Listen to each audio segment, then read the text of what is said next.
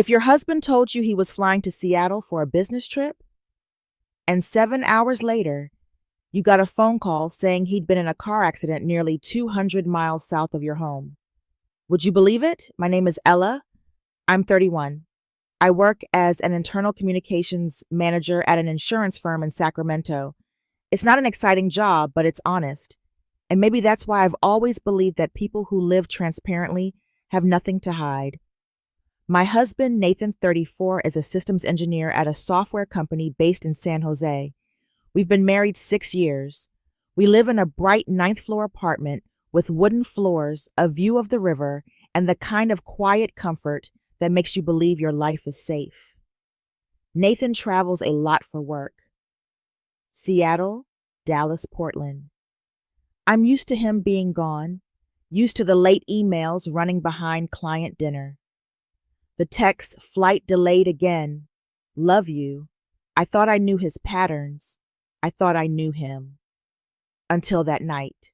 The night when everything I believed about my husband shattered. It was 1:43 a.m. I remember the time exactly. It was glowing on my phone screen when the call came in. The number was unfamiliar. Area code Ridgeview. I didn't know anyone in Ridgeview. Still half asleep, I picked up. A low male voice came through, steady and calm. Ma'am, is this Ella Grant? Yes. Speaking. This is Officer Dawson with Ridgeview Police Department. Your husband, Mr. Nathan Grant, was involved in a serious car accident near Highway 53. He's currently in critical condition at St. Helena Medical Center. My mind froze. Ridgeview. I pulled up Google Maps. Ridgeview was nearly 200 miles south of where I was. But Nathan, he told me he was flying to Seattle the morning before for a 3-day tech summit. I don't remember hanging up the phone.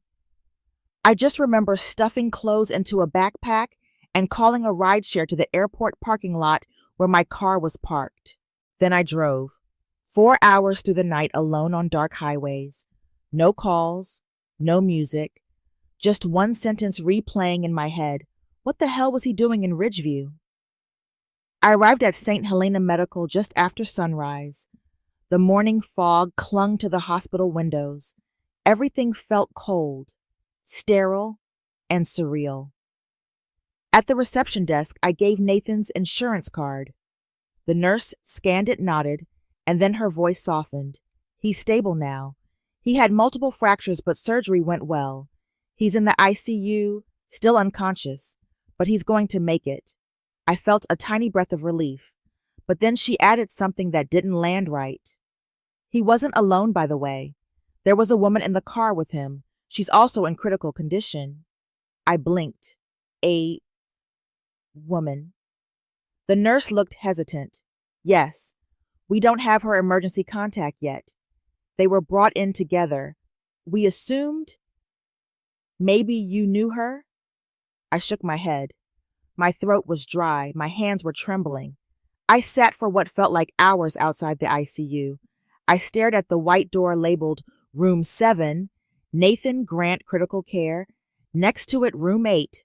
Had no name yet. Somewhere behind that door was the woman who'd been with my husband, the woman whose name I didn't even know.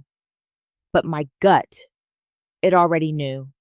That morning I got another call, this time from Ridgeview PD. Mrs. Grant, we have your husband's personal belongings at the station, and we also have items from the other passenger. I went.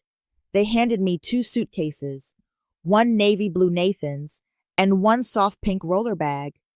That one belongs to the woman he was with, the officer explained. Her name's Lena Myers. That name meant nothing to me, but the weight of that pink suitcase in my hand told me everything was about to collapse. I put my hand on the zipper, and I swear I knew that whatever was inside would change my life forever. I didn't open the pink suitcase right away. I stared at it. The handle was scratched. The zipper had a tiny fray, the kind of wear that said this wasn't a businesswoman's carry-on. This was personal luggage, the kind people take on weekend getaways. I brought both suitcases back to the motel I checked into just a few blocks from the hospital.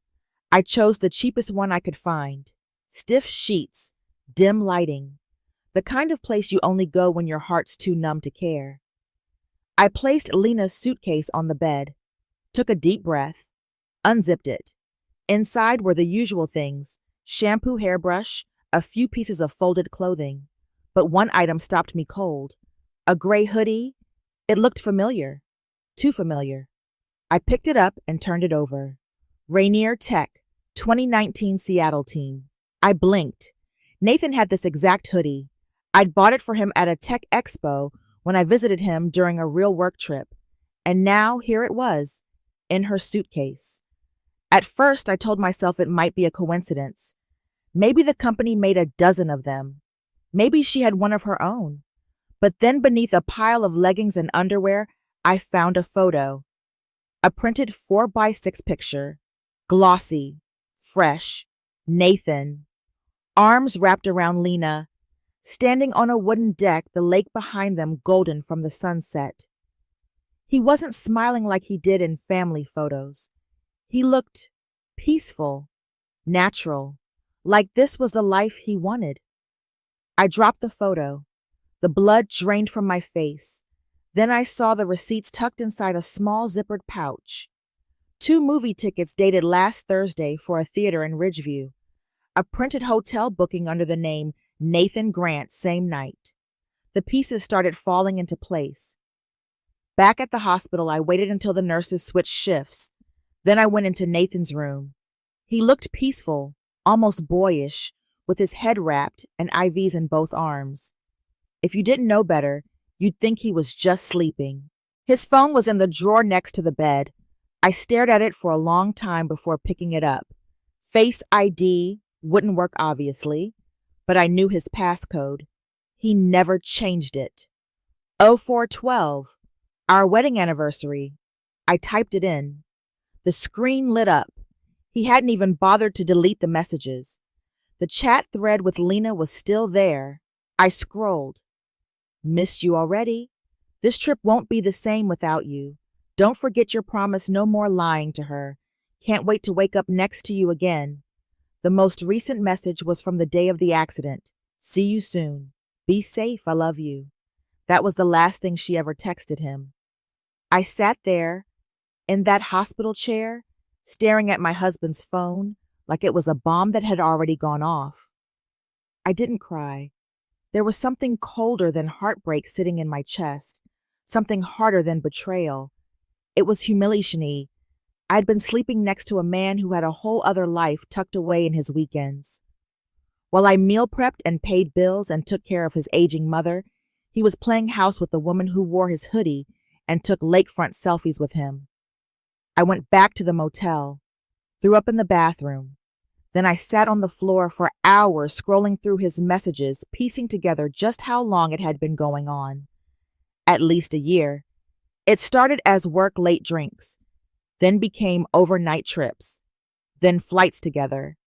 There were photos once he must have hidden in a locked album, but he forgot to log out of the cloud. They were still there. One of them was taken at the very same cabin we rented for our anniversary 2 years ago, but this time he was there with her. Same fireplace, same rug, different woman. By 3 a.m., I was still on the bathroom floor. The bile had dried in my throat. The shame sat heavy in my gut. I looked in the mirror and barely recognized myself. I wasn't just angry. I wanted to destroy something, someone. But then I heard a knock at the motel door. Just once. I opened it to find a tall man in a worn leather jacket, his eyes hollow from lack of sleep. He looked at the pink suitcase in the corner of my room, then at me. You must be Ella, he said. And you're Jack, I replied.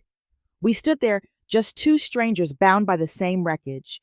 We didn't hug. We didn't even shake hands. We just understood.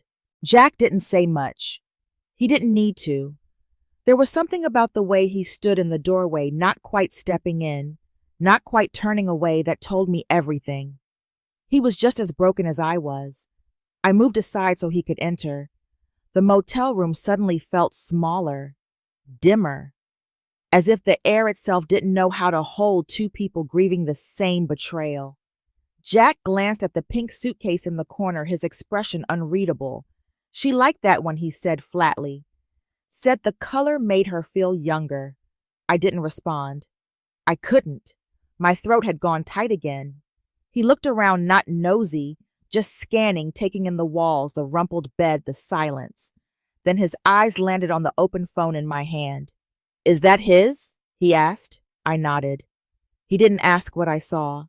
He didn't need to. I think we both already knew. That morning we sat side by side in the hospital waiting room. Not quite together, but not apart either. The chairs were stiff. The air smelled like disinfectant and burnt coffee. The TV in the corner played muted daytime news, the anchor's lips moving without sound. Neither of us said anything for a long time. Then finally, Jack broke the silence. How long do you think I didn't have to ask what he meant? Over a year, I whispered. Maybe longer. He didn't even bother deleting the texts. Jack nodded slowly, as if that confirmed what he feared. Then, after a beat, I found lingerie in her car a few months ago, not mine to recognize. She said it was a gift from a bachelorette party. He let out a bitter laugh. Guess I believed her. Or maybe I didn't want to fight. There was something painfully honest about him. He wasn't the type to explode or dramatize. He just absorbed the betrayal like a man who'd seen worse and still couldn't make peace with it. The nurses brought us updates throughout the day. Nathan's brain swelling was under control. Lena was still in a deeper coma with less response to stimuli. Every time they said her name, Jack flinched. Every time they said his, I clenched my fists. At one point, the nurse asked if we were their siblings. We looked at each other, and I answered quietly, something like that. By the second day, we had fallen into a strange, quiet routine. Coffee in the lobby at 8. Check-ins with doctors by 9. Long hours of waiting. We took turns going into the ICU, though neither of us really wanted to. Seeing them so still, so broken was more painful than we admitted. I caught Jack watching me one afternoon when I came out of Nathan's room. He didn't look angry, just tired. You still love him? He asked almost gently. I shrugged. I don't know. Maybe I loved the version of him that only existed in my head. He nodded, then looked down at his hands. I kept thinking about all the nights she came home late, said she was working a double at the diner. I'd heat up her food, wait for her on the couch. And she was probably with him, your husband. I felt something twist in my chest. It wasn't attraction. Not yet. It was something raw, like standing in the same battlefield with someone who also got hit and realizing you might be the only survivors left. That evening, we ended up back at my motel room. Not for anything, really. Just because the hospital lights never dim and the motel, for all its ugliness, at least offered quiet. Jack sat on the floor. I sat on the bed. We shared a bottle of cheap bourbon I had left over from a work event. He told me Lena used to dance in the kitchen when she thought no one was watching. I told him Nathan used to bring me back snow globes from every city he visited. I kept them in a box I hadn't opened in months. We weren't healing. We were dissecting, trying to figure out where it went wrong and whether any of it had ever been real. Then came the moment that would stay with me forever. Jack looked at me and said, "Do you think they ever thought about what this would do to us?" I shook my head. No, I think they only thought about how much they wanted each other and how easy it was to lie when the people they were hurting loved them too much to question it.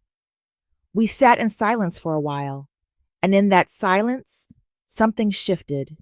Not lust, not love, just a quiet rage, a shared ache, and an understanding they were the ones in hospital beds, but we were the ones truly wrecked. I don't remember who leaned in first. Maybe it was me.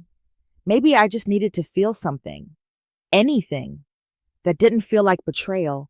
Or maybe it was Jack reaching out the way people do when they're drowning and see someone else gasping for air beside them.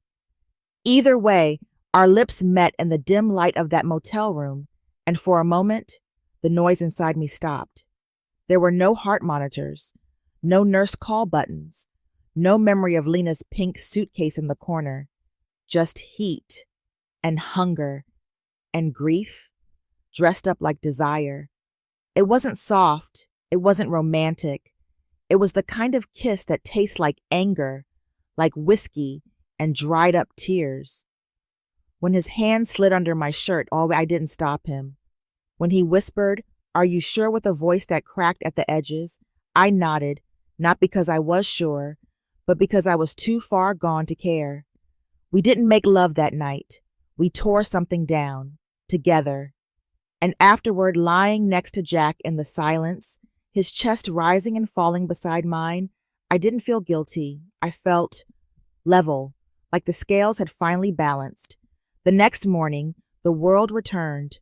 Harsh light through the cheap motel blinds. Coffee gone cold.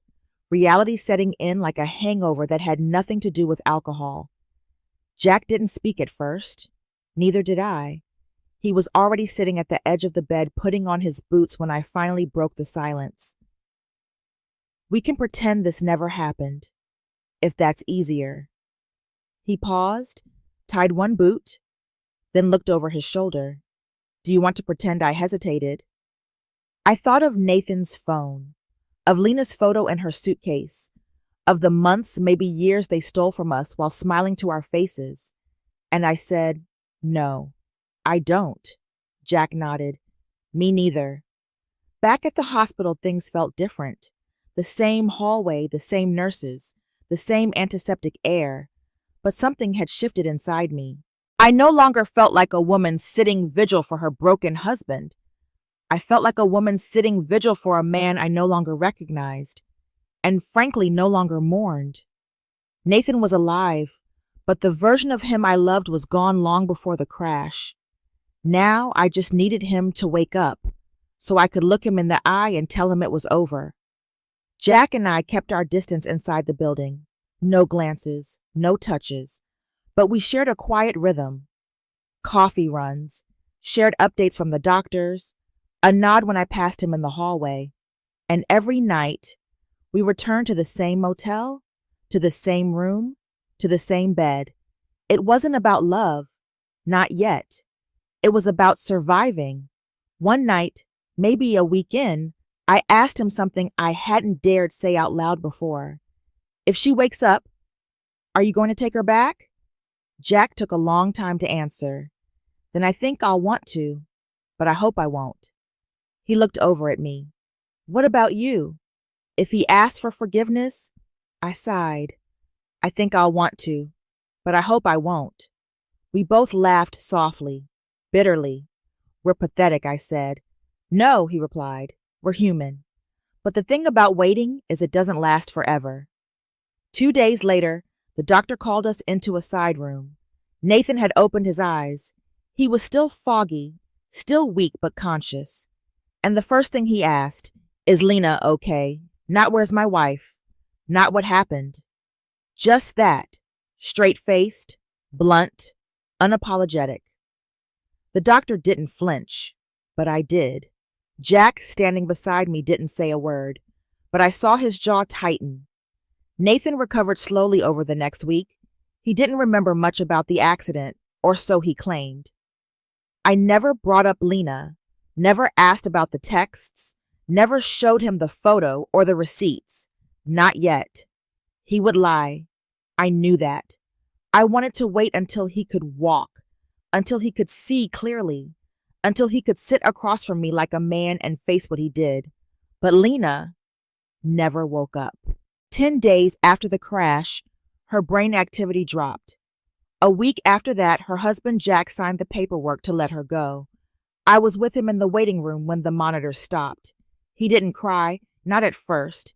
He just folded in on himself, like a man who'd finally let go of a weight too heavy to carry, even if it broke him in the fall. And that night, back at the motel, he cried in my arms, real tears, raw grief, and I held him. Because I wasn't just angry anymore. I was grieving too. Not just for Nathan, not for Lena, but for the life I thought I had, for the woman I used to be, before all of this. It began with the blackout. 1 minute, the motel room was filled with soft yellow light, and the next gone. The storm outside had been threatening for hours, rumbling in the sky like distant fury. Now it broke loose with a roar. I sat up in bed, listening to the wind lash at the glass, the rain pounding the roof like fists. It was hot inside the room. Too quiet. Too dark. Then a soft knock. I opened the door to see Jack standing there, half soaked, holding a bottle of bourbon and 2 plastic cups. Lights are out. Figured you might need something to take the edge off. I nodded without a word. He stepped in. We didn't speak. We walked out onto the balcony together. Narrow, cramped, barely big enough for 2 chairs. But it was enough. The rain was warm, not gentle, relentless.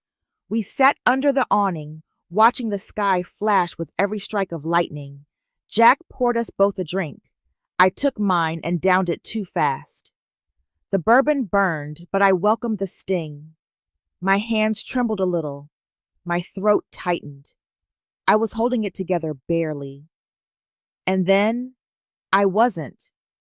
The second cup went down and suddenly the tears were spilling out before I could stop them.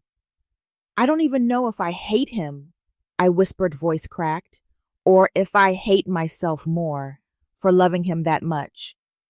Jack didn't turn toward me. I know what you mean, he said.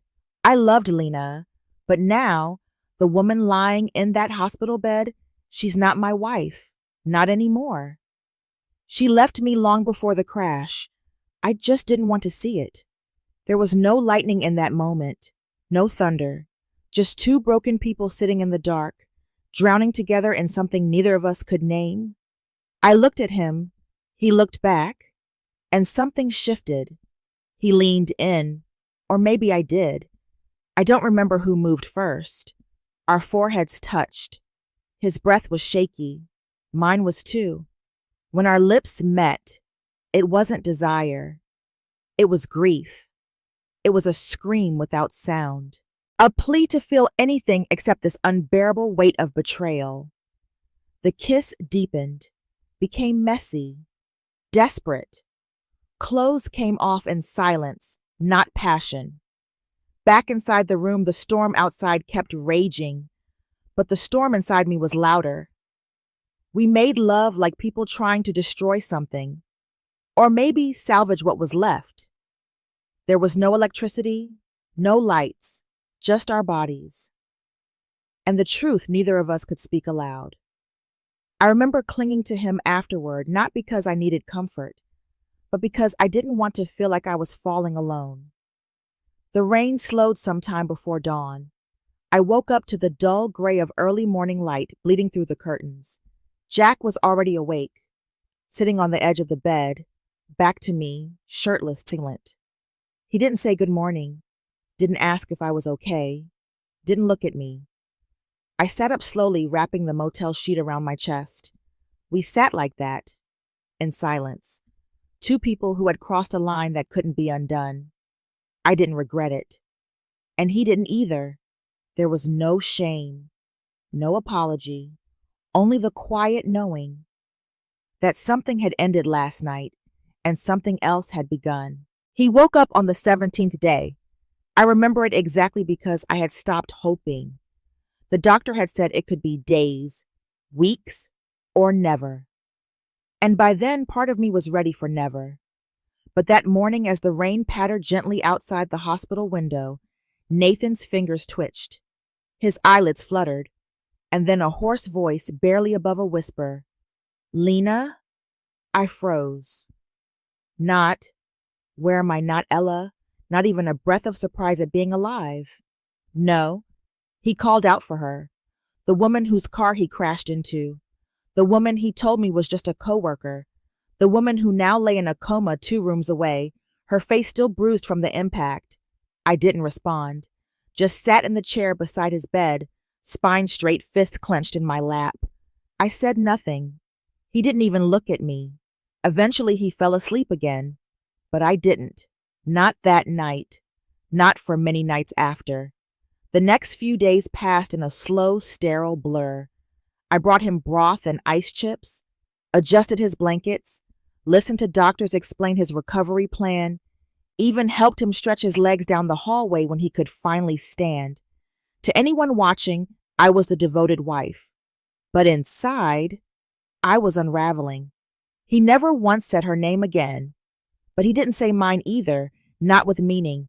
He avoided my eyes, thanked me in short clipped phrases, and I noticed something new. He didn't look like a man relieved to be alive. He looked like someone who had lost something and was pretending he hadn't. One evening after I'd massaged the cramp from his left calf, he caught my wrist gently. "You've been here this whole time," I nodded. He smiled a weak, haunted thing. "You're incredible." "I'm lucky. Lucky." He thought he was lucky. I wanted to scream, to rip the IV from his arm and hurl it across the room, but I just smiled back and said, "Get some rest." That night, I stared at the ceiling in the guest lounge of the hospital, tears burning in the corners of my eyes but refusing to fall. I wasn't hurt anymore. I was tired. Tired of pretending. Tired of being the only one who had to hold things together. Tired of being the wife, when clearly I hadn't been one in his heart for a long time. A week later, the doctors cleared him to eat solid food. He could sit up on his own, walk a little, use his phone. I knew then it was time. I had printed everything, screenshots of messages he never bothered to delete, reservations for weekend trips I never knew about, photos from parking lot cameras, time-stamped and undeniable, and one photo that broke me, a Polaroid of them together, wearing matching hottie, mine and his, the same ones we used to wear on our anniversaries. I laid the manila folder on his tray during lunch.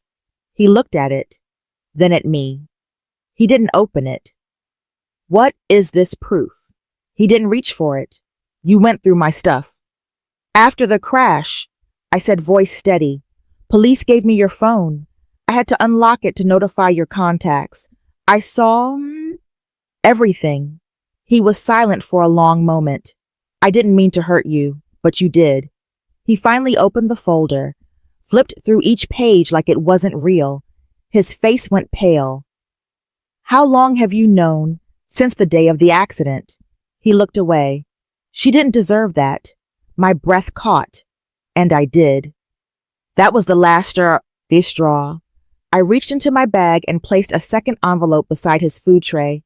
"Here's the divorce petition. It's not filed yet, but it will be."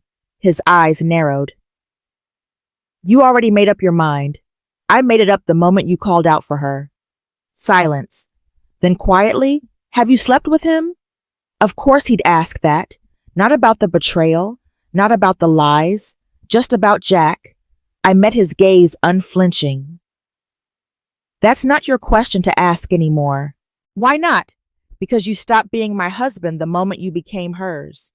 I stood up, took a last look at the man I used to know. He looked smaller somehow, weaker, not just from the accident, but from the weight of the truth between us. "I hope you get better, Nathan." "I really do." I turned and walked out. That was the last time I saw him conscious. I didn't wait for his signature. I didn't look back. And for the first time, in what felt like years, I exhaled. The hospital had the same sterile scent every day. Bleach, plastic, grief. Nathan had been awake for over a week now, and though he was gaining strength, something between us had completely died. I was still there. Every morning, I brought him breakfast from the cafeteria, plain toast eggs that looked like regret on a plate. I helped him adjust the pillows, walked him down the hall, talked to the nurses, but not to him. The man I used to call my husband now existed in silence beside me, and he knew it. He tried in his own way. There were awkward smiles, a few attempts at small talk. "Did you see the news today? You don't have to do this. You know, I'll manage." He even ordered flowers one day, had them delivered through the hospital app. Pink lilies, my favorite, or rather they used to be.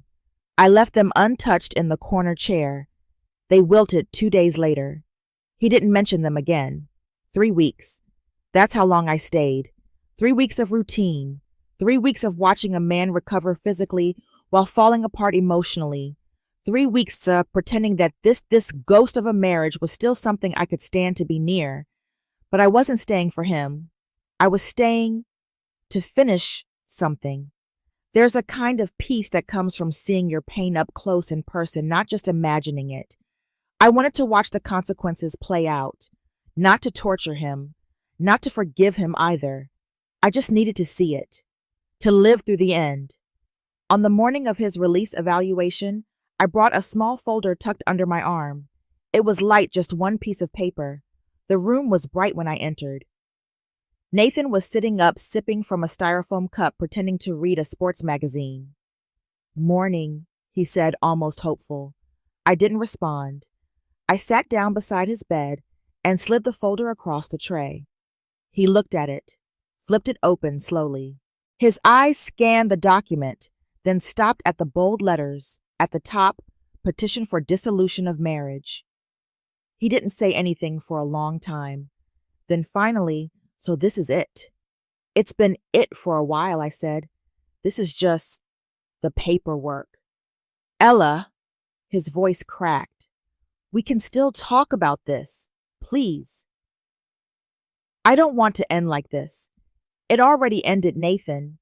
You just weren't awake for it." He looked down at the document again. Did you sleep with him?" There it was. That question. The one I knew would come eventually. I didn't flinch. "You don't get to ask me that. I'm still your husband." "No," I said quietly. "You stopped being my husband the moment you whispered another woman's name while I held your hand in a hospital room." He closed his eyes, leaned back against the pillow. "So that's a yes? That's none of your business." Silence. "You're angry." "I get it." "No," I said. "I'm past angry. I'm just done." His jaw clenched. And for the first time in weeks, I saw something real in him. Not guilt, not regret, but loss. Raw, helpless loss. He reached out, the fingers trembling. "Ella, I know I ruined it. I know, but we had years, and you threw them away for weekends with someone who didn't even survive you." His shoulders sank. "I lost her, and now I'm losing you too." "You didn't lose me," I said. "You gave me away." I stood, picked up my bag. "Sign the papers when you're ready. Or don't. I don't need anything from you." He didn't try to stop me, just sat there, broken, quiet, and I walked out of that room like I was walking out of a grave. Outside, the air smelled different. It wasn't fresh, it wasn't clean, but it was mine to breathe freely. For the first time in years. The apartment is quiet, quieter than I expected, not in the haunting, echoing way you'd expect from someone freshly divorced, but in a way that feels still. Stillness, I've learned, is not loneliness. It's just space. Space to breathe. Space to remember who you were before love demanded you be someone else. I moved into a small one-bedroom on the edge of town. It smells like paint and dust, but it's mine. I hung photos I never had space for before. Bought yellow curtains just because they made me smile. Most mornings, I sit with a chipped mug on my tiny balcony watching the street below come alive. I freelance again, writing copy, translating contracts, tutoring students from half a world away. No one texts to ask when I'll be home. No one leaves dishes in the sink and calls it a long day. I come and go, without reporting to anyone. It's liberating, and a little sad, but mostly it's peaceful. Jack and I didn't talk much after I left Nathan, but he never disappeared. Every few days a message. Still thinking about that rainstorm. Saw a bookstore with your name written all over it. Hope you're sleeping better. He never asked to see me, never reminded me of what we shared, never pushed. He was just there, like a heartbeat you don't notice until it's missing. Then one evening my phone rang. It was late October. The air had a bite. Leaves scratched across the pavement like whispers from the past. "I'm moving," Jack said. "Somewhere quieter, cleaner. Somewhere I don't run into ghosts in every corner. Sounds peaceful, I said. It will be. But it won't feel right unless… He paused. Unless what I asked, even though I already knew. Unless you come with me. The silence that followed felt endless. Even the world outside seemed to pause. No passing cars, no dogs barking, no wind. Not as anything specific, he added, voice low. Not girlfriend, not partner, just someone starting over too. You and me. Not chasing anything, just free. That night I didn't sleep. I lay on my bed, staring at the ceiling fan, listening to its gentle whir. My mind ran circles, not around Jack, but around me. Could I leave everything behind again this time by choice?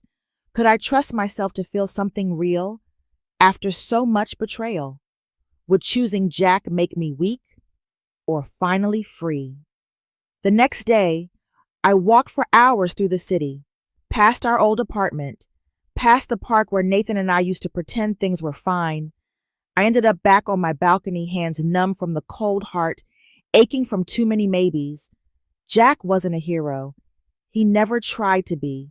He was just there, when no one else was. I remember the night it rained, the motel light flickering, the silence after we crossed a line neither of us could uncross. We didn't do it for love. We did it for grief, for rage, for something to hold on to when everything else was crumbling. And yet, in the mess of it all, something real was born. A truth I wasn't ready to admit. Not then, maybe not even now. I haven't given him an answer, but I know I can't avoid it forever. So I sit here, same chipped mug, same balcony, staring at a future I never planned. I don't know if love can grow from the ruins of betrayal, but I do know this. I'm no longer the woman who begged someone to choose her.